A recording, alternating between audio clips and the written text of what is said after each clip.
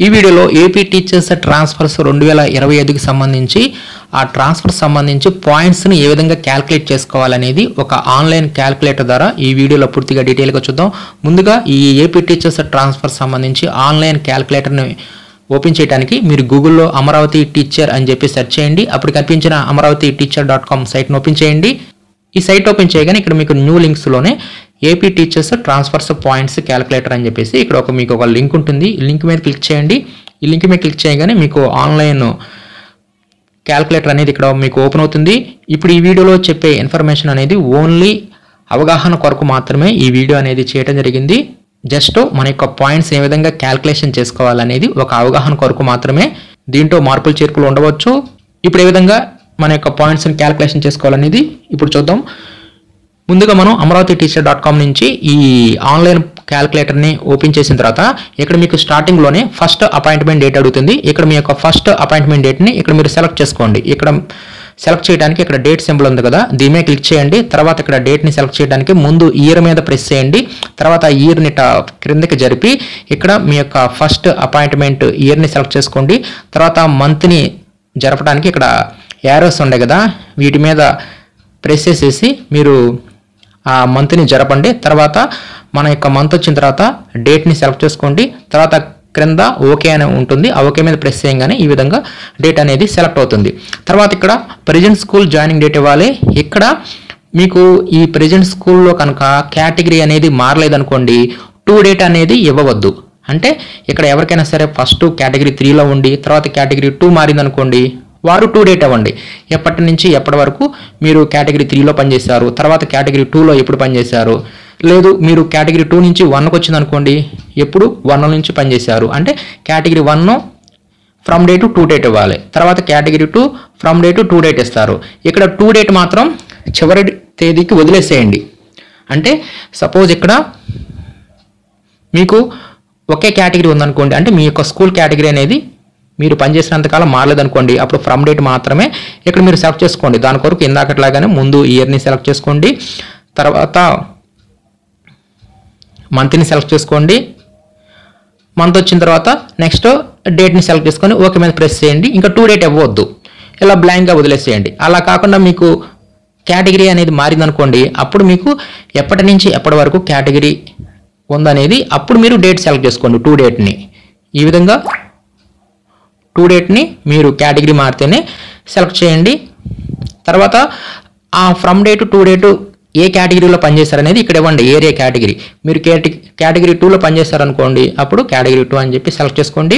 తర్వాత ఇంకొక కేటగిరీని యాడ్ చేయడానికి ఇక్కడ యాడ్ కరెంట్ కేటగిరీ పీరియడ్ ఉంది కదా, దీని మీద ప్రెస్ చేస్తే అప్పుడు ఫ్రమ్ డేట్ టు డేట్ మరలా ఇంకొక పీరియడ్ అడుగుతుంది. ఇది ఎందుకంటే ఇంకొక పీరియడ్లో మీరు ఎప్పటి నుంచి ఎప్పటి వరకు పనిచేశారు, ఏ కేటగిరీలో పనిచేశారు అనేది ఇక్కడ మీరు సెలెక్ట్ చేసుకోవచ్చు. ఈ విధంగా మీరు యాడ్ కేటగిరీ మీద ప్రెస్ చేసేసి మీరు ఎన్ని పీరియడ్స్ అయినా సెలెక్ట్ చేసుకోవచ్చు. అంటే ఎన్ని కేటగిరీస్ అయినా సరే మీరు సెలెక్ట్ చేసుకోవచ్చు. ఒకవేళ పొరపాటున మీరు యాడ్ మీద ప్రెస్ చేస్తారనుకోండి, రిమూవ్ మీద ప్రెస్ చేస్తే ఆటోమేటిక్గా ఈ డేట్ అనేది రిమూవ్ అవడం జరుగుతుంది. కాబట్టి ఈ విధంగా ప్రెజెంట్ స్కూల్ అనేది మీకు కేటగిరీ మారకపోతే ఫ్రమ్ డేట్ వద్ద ప్రెజెంట్ స్కూల్ జాయినింగ్ డేట్ ఇవ్వండి, టు డేట్ అనేది ఇంకా ఇవ్వవద్దు. ఒకవేళ పొరపాటు ఇచ్చారనుకోండి, క్లియర్ అని చెప్పి ఇక్కడ ఉంటుంది, క్లియర్ మీద ప్రెస్ చేయండి. అప్పుడు టు డేట్ అనేది పోతుంది.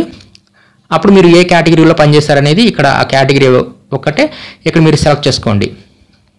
ఈ విధంగా యాడ్ కరెంట్ కేటగిరీ పీరియడ్ని మీరు మల్టిపుల్ కేటగిరీస్లో పనిచేస్తే ఉపయోగించుకోండి. తర్వాత ఇక్కడ క్రిందకు వస్తే ఇక్కడ మీరు ఐటీడీఏ ఏరియాలో కనుక మీరు పనిచేసి ఉన్నట్లయితే అప్పుడు ఎస్ అని చెప్పి ఇవ్వండి, లేకపోతే నో అని చెప్పి ఇవ్వండి. నెక్స్ట్ స్పెషల్ పాయింట్స్, మీరు స్పౌజ్ పాయింట్స్ని క్లెయిమ్ చేసుకుంటే ఎస్ ఇవ్వండి, లేదంటే నో అని చెప్పి ఇచ్చేసేయండి. అదేవిధంగా అన్మ్యారీడ్ ఉమెన్ పాయింట్స్ ఎవరైనా క్లెయిమ్ చేసుకుంటుంటే, ఎవరైనా అబౌవ్ 40 years వారు ఉంటే ఎస్ అని చెప్పి ఇవ్వండి, లేదంటే నో ఇవ్వండి. ఇక్కడ డిజేబిలిటీ అనేది ఇక్కడ ఆర్థోపెటిక్ 40 నుంచి 55% వారు ఉన్నా, లేదంటే హీరింగ్ ఇంపేర్డ్ వారు 51 నుంచి 70% వారు ఉన్నా వారు ఇక్కడ ఎస్ అని చెప్పి ఇవ్వండి, మిగతా వారు నో అని చెప్పి ఉంచేసేయండి. ఒకవేళ మీరు ఆర్థోపెటిక్ 56 నుంచి 69% ఉన్నారనుకోండి, పైన ఇవ్వకుండా ఇక్కడ ఇవ్వండి అనమాట, ఇక్కడ ఎస్ అని చెప్పి ఇవ్వండి. విజువల్ ఇంపేర్డ్ వారు 40% అబోవ్ ఉంటే వారు ఇక్కడ ఎస్ అని చెప్పి ఇవ్వండి. ఈ విధంగా ఈ పర్సంటేజ్ని ఒకసారి చూసుకొని ఈ డిజేబిలిటీ పాయింట్స్ అనమాట, ఇవి రెండు ఇక్కడ పైది వచ్చేసరికి మనకి 5 పాయింట్స్ ఇస్తారు. ఆర్థోపెడిక్ 40 నుంచి 55%, హియరింగ్ ఇంపేర్డ్ 51 నుంచి 70%, ఇవైతే 5 పాయింట్స్. అదే ఆర్థోపెడిక్ 56 నుంచి 69, విజువల్ ఇంపేర్డ్ అబౌవ్ 40% అయితే 7 పాయింట్స్ ఇస్తారు. ఈ విధంగా అప్లికబుల్ అయిన వారు సెలెక్ట్ చేసుకోండి. నెక్స్ట్ అదేవిధంగా టీచర్ యూనియన్కి సంబంధించి ఎవరైనా సరే ప్రెసిడెంట్ కానీ జనరల్ సెక్రటరీ కానీ ఈ విధంగా వర్క్ చేసి ఉన్నట్లయితే అప్పుడు ఎస్ అని చెప్పి ఇవ్వండి, వారికి 5 పాయింట్స్ వస్తాయి. అదేవిధంగా special cases legally separated women ఉన్నా, లేదంటే ఎక్స్ సర్వీస్ మెన్ ఉన్నా, లేదంటే స్పౌజ్ ఆఫ్ సర్వీస్ పర్సన్ అయితే ఇక్కడ ఎస్ అని చెప్పి ఇవ్వండి, 5 పాయింట్స్ వస్తాయి. అదేవిధంగా స్కౌట్స్ గైడ్స్ సంబంధించి యూనిట్ లీడర్ అబౌవ్ 2 years ఉన్నా కూడా వారు కూడా ఎస్ అని చెప్పి ఇవ్వండి, 2 పాయింట్స్ వస్తాయి. అదేవిధంగా రీఅపోర్షన్మెంట్ ఎవరైనా సరే రేషనలైజేషన్ ఎఫెక్ట్ అయితే వారు ఎస్ అని చెప్పి ఇవ్వండి. ఇలా ఎస్ అని చెప్పి ఇవ్వగానే 2 ఆప్షన్స్ వస్తాయి. మీకు రీఅపోర్షన్మెంట్ పాయింట్స్ కావాలా, లేదంటే ప్రీవియస్ స్టేషన్ పాయింట్స్ కావాలా. ఈ ఫస్ట్ రేడియో బటన్ అనేది 5 పాయింట్స్ కావాలని అర్థం అనమాట. అంటే మీరు 5 పాయింట్స్ కావాలని చెప్పి మీరు సెలెక్ట్ చేసుకున్నారంటే ప్రెజెంట్ స్టేషన్ పాయింట్స్ ప్లస్ ఈ రేషనలైజేషన్ 5 పాయింట్స్ వస్తాయి. అలా కాదు, మాకు ప్రీవియస్ స్టేషన్ పాయింట్స్ కావాలని చెప్పి ఈ సెకండ్ రేడియో బటన్ని మీరు సెలెక్ట్ చేశారనుకోండి, 5 పాయింట్స్ అనేవి రావు. అదేవిధంగా ప్రెజెంట్ స్టేషన్ పాయింట్స్ కూడా రావు, ఓన్లీ ప్రీవియస్ స్టేషన్ పాయింట్స్ మాత్రమే వస్తాయి. అప్పుడు మనల్ని ప్రీవియస్ స్కూల్ ఏరియాకి సంబంధించి అంటే ప్రీవియస్ స్టేషన్ పాయింట్స్ ఇక్కడ ఫ్రమ్ డేట్ టు డేట్ అడుగుతుంది, అవి ఇవ్వండి. ఒకవేళ మీకు మల్టిపుల్ కేటగిరీస్లో ఇదివరకు ప్రీవియస్ స్టేషన్లో పనిచేశారనుకోండి, అప్పుడు ఇక్కడ మీకు యాడ్ ప్రీవియస్ కేటగిరీ పీరియడ్ అని చెప్పి దీని మీద క్లిక్ చేస్తే అప్పుడు ఇంకొక కేటగిరీ వస్తుంది. అప్పుడు మీరు మల్టిపుల్ కేటగిరీస్లో ఫస్ట్ పీరియడ్లో ఏ కేటగిరీలో పనిచేశారో ప్రీవియస్గా, అదేవిధంగా ప్రీవియస్గా కేటగిరీ మారితే ఆ from date to date select చేసుకోండి. ఒకవేళ పొరపాటున వస్తే రిమూవ్ మీద ప్రెస్ చేయండి, రిమూవ్ అయిపోతాయి. మరలా యాడ్ చేయడం కోసం మరలా యాడ్ మీద ప్రెస్ చేయండి, నో ప్రాబ్లం. ఈ విధంగా రేషనలైజేషన్ పాయింట్స్ 5 వస్తే మనకి ఓల్డ్ స్టేషన్ పాయింట్స్ రావు, కాబట్టి ఇక్కడ మనకి ఆప్షన్ అడుగుతుంది. ఈ విధంగా ఇచ్చిన తర్వాత ఫైనల్గా క్యాల్కులేట్ ట్రాన్స్ఫర్ పాయింట్స్ మీద ప్రెస్ చేయాలి. ఈ విధంగా క్యాల్కులేటెడ్ ట్రాన్స్ఫర్ పాయింట్స్ మీద క్లిక్ చేయగానే మరలా రీలోడ్ అయ్యి పేజీ మీకు కిందకు వస్తే ఇక్కడ క్రింద చూపిస్తుంది అనమాట. ఇక్కడ క్లారిటీగా ఉంటుంది టోటల్గా మనకి ఎన్ని పాయింట్స్ వస్తున్నాయి. అదేవిధంగా మన యొక్క సర్వీస్ డ్యూరేషన్ కూడా ఇక్కడ ఇయర్స్, మంత్స్, డేట్తో సహా కరెంట్ స్టేషన్లో మన యొక్క డ్యూరేషన్ ఎంత ఉంది, టోటల్గా మన యొక్క సర్వీస్ ఎంత ఉంది, వాటికి ఎన్ని పాయింట్స్ వచ్చాయి, వాటికి క్యాలిక్యులేషన్ అనేది కూడా ఇక్కడ మనకి స్క్రీన్ మీద చూపించడం జరుగుతుంది. అదేవిధంగా ఇక్కడ పాయింట్స్ బ్రేక్ డౌన్ కూడా ఉంటుంది, దానికి సపరేట్గా కూడా ఇవ్వడం జరుగుతుంది. ఇక్కడ ఒక కేటగిరీ 3లోనే పనిచేశారు కాబట్టి ఇక్కడ ఒకే కాలం చూపించింది స్టేషన్ పాయింట్స్. అలా కాకుండా ఇక్కడ మనం ఇంకొక కేటగిరీని యాడ్ చేసామనుకోండి, సపోజ్ ఇక్కడ నేను ఏదో ఒక డేట్ ఇస్తున్నాను, ఫ్రమ్ డేట్ టు డేట్ ఏదో ఒకటి ఇచ్చేసేసి నేను ఒక ఎగ్జాంపుల్ కొరకు కేటగిరీ 2ని యాడ్ చేశాను. యాడ్ చేసి క్యాల్కులేటెడ్ ట్రాన్స్ఫర్ పాయింట్స్ మీద క్లిక్ చేశాను. అప్పుడు పేజ్ రీలోడ్ అవుతుంది.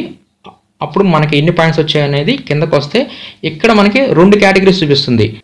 ఇక్కడ మనం 2 కేటగిరీస్ యాడ్ చేసాం కదా, కేటగిరీ 3కి ఎన్ని పాయింట్స్ వచ్చాయి, కేటగిరీ 2కి ఎన్ని పాయింట్స్ వచ్చాయి అనేది ఇక్కడ మనకి డీటెయిల్డ్గా ఉంటుంది. అదేవిధంగా ఇక్కడ రీఅపోర్షన్మెంట్లో కూడా మీరు ఎస్ అని చెప్పి ఇచ్చి ఈ ఫస్ట్ సెలెక్ట్ చేశారనుకోండి, ఫస్ట్ సెలెక్ట్ చేసి క్యాల్కులేటెడ్ ట్రాన్స్ఫర్ పాయింట్స్ మీద క్లిక్ చేస్తే అప్పుడు మీకు రీఅపోర్షన్మెంట్ పాయింట్స్ ఒకటే చూపించడం జరుగుతుంది. అంటే ఫిక్స్డ్గా 5 పాయింట్స్ వస్తాయి. అదేవిధంగా కరెంట్ స్టేషన్ పాయింట్స్ కూడా ఇక్కడ తీసుకుంటుంది. అలా కాకుండా మనం ప్రీవియస్ స్టేషన్ పాయింట్స్ అని చెప్పి ఈ 2 దాన్ని సెలెక్ట్ చేసాం అనుకోండి, అప్పుడు ప్రీవియస్ స్టేషన్ పాయింట్స్ని ఇక్కడ అడుగుతుంది. సపోజ్ ఇక్కడ నేను ఏదో ఒకటి ఇస్తున్నాను, ఫ్రమ్ డే టు డేటు ఇచ్చేసేసి ఏ కేటగిరీలో ఉన్నాము అనేది ఇచ్చేసేసి క్యాల్కులేటెడ్ ట్రాన్స్ఫర్ పాయింట్స్ మీద క్లిక్ చేస్తే అప్పుడు మనకి మరలా అప్డేట్ అయ్యి ఇక్కడ మనకి ఎన్ని పాయింట్స్ అనేది ఇక్కడ మనకు చూపిస్తుంది. అంటే ఇక్కడ ఒకే పీరియడ్ ఇచ్చాము, అంటే ఇక్కడ నేను ఇచ్చింది 2 yearsే కాబట్టి ఇక్కడ ఆ ప్రీవియస్గా ఆ 2 yearsకి సంబంధించి ఆ కేటగిరీ 3కి సంబంధించి ఎన్ని పాయింట్స్ వచ్చాయనేది ఇక్కడ చూపించింది. అదేవిధంగా టోటల్ సర్వీస్ పాయింట్స్ చూపించింది. మనకి రేషనలైజేషన్ పాయింట్స్ అనేవి రావు కాబట్టి ప్రీవియస్ పాయింట్స్ని సెలెక్ట్ చేసుకుంటే అవి తీసివేయడం జరిగింది. ఈ విధంగా మనం ఈ ఆన్లైన్ ట్రాన్స్ఫర్ క్యాలిక్యులేటర్లో ఒక అవగాహన వస్తుందన్నమాట, మనకి ఎన్ని పాయింట్స్ వస్తున్నాయి అనేది. అదేవిధంగా ఇక్కడ మీకు స్పెషల్ పాయింట్స్లో కనుక మీరు స్పౌజ్ ఎస్ అని చెప్పి ఇచ్చారనుకోండి, ఇలా ఇవ్వగానే మరలా మీరు క్యాలిక్యులేటెడ్ ట్రాన్స్ఫర్ పాయింట్స్లోకి వచ్చేసేసి మీరు ప్రెస్ చేయగానే ఆ క్యాలిక్యులేట్ మీద అప్పుడు మరలా ఈ స్పౌజ్ పాయింట్స్ కూడా యాడ్ అయ్యి మీకు టోటల్గా ఎన్ని పాయింట్స్ వచ్చాయని చూపిస్తుంది. ఒకవేళ మీకు ఈ ఓల్డ్ స్టేషన్ పాయింట్స్ తీసేసేయాలనుకోండి, అప్పుడు పైన ప్రెస్ చేయండి, 5 పాయింట్స్ని యాడ్ చేసుకోండి.